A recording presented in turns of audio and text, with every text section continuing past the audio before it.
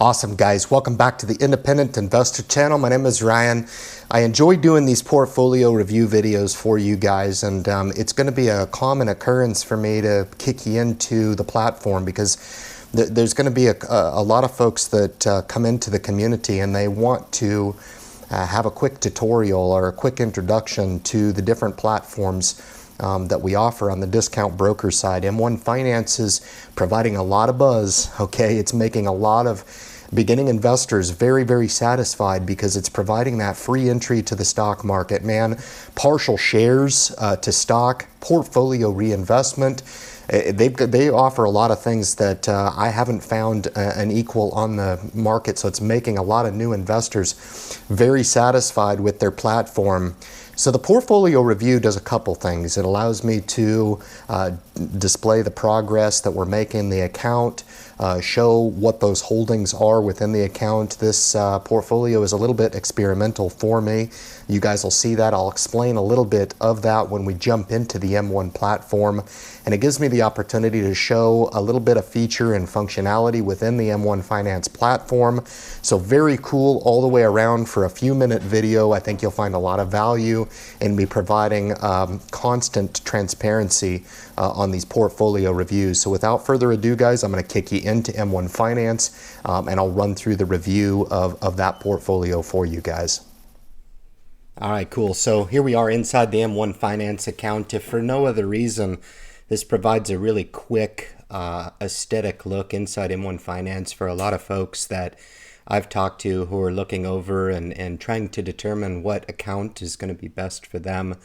This is a cool inside look, honestly. I mean, this is real money. This is a real portfolio that I've got here. Experimental in nature, yes, a little bit. It's a little bit outside the normal of buying total stock ETFs or index funds, which are all made possible through M1 Finance. If you wanted to invest in single stock, you could do that as well. But I do contend, at least for my audience, the folks that are maybe looking at the M1 Finance option, to consider M1 if you are looking to become a passive investor in nature.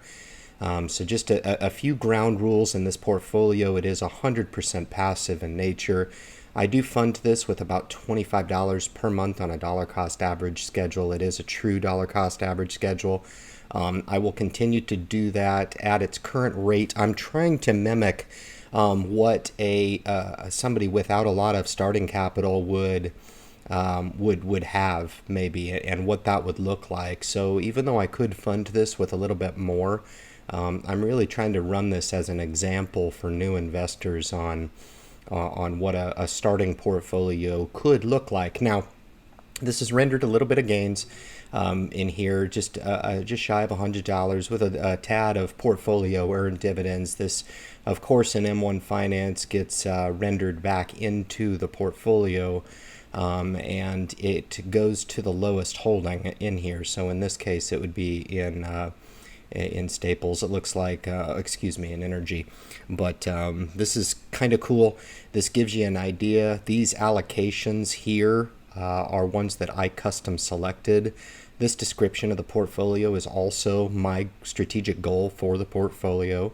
So just to kind of point that out to you guys. So this is on the top, and what the target is. You can kind of see how these deviate from each other a little bit. Little overweight here with the target in healthcare, and then a little bit underweight here, a little bit overweight here, a little bit underweight here. You see, you can kind of see this is really cool.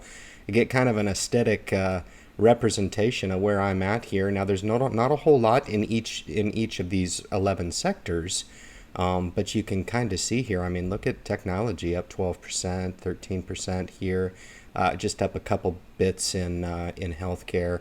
8% rate of return right on clip with the financials, 5%, 7%. 13%, 13.75% here, 12.75% here, 11.5% here. So that's pretty cool. And the one thing I wanted to show you on this is going to be kind of a weekly review. This is going to provide an insight for a lot of you guys. If you've already reviewed these, it'll be of interest to you to maybe see how the portfolio fluctuates. That's fine. Use me as kind of a test canary, if you will. That's fine. And for you folks that are considering investing, it's kind of cool to see somebody else put the risk up and see how that risk that they put up is either rewarded or punished, for a lack of better terms, honestly. But the portfolio in a short amount of time is 7.25%, so we're doing good. I'm satisfied. I've been very, very encouraged by this experiment, to say the least. Very encouraged.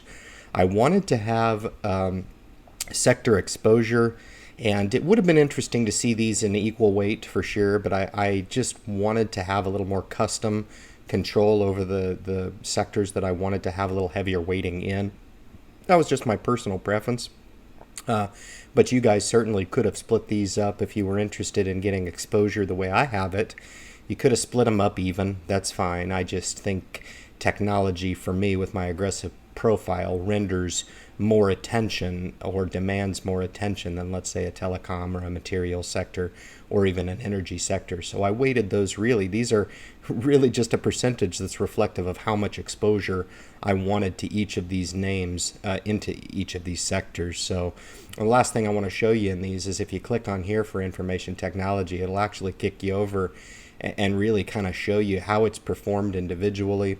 Really kind of cool. Show you what I talk about all the time. If you click on the ticker symbol details here, and it actually kicks you in here, it's going to show you how many actual holdings are in this sector ETF, 320, and that is diversified across the entire sector, of course, but not necessarily diversified when it's from a market perspective. I mean, these are only technology companies, from large, mid, and small cap companies. And at the bottom, it shows, of course, the two that are the highest market cap weighted holdings here in Apple and Microsoft. But 320 holdings of exposure within the technology sector. So you're getting exposure across the board, large, mid, and small cap exposure here.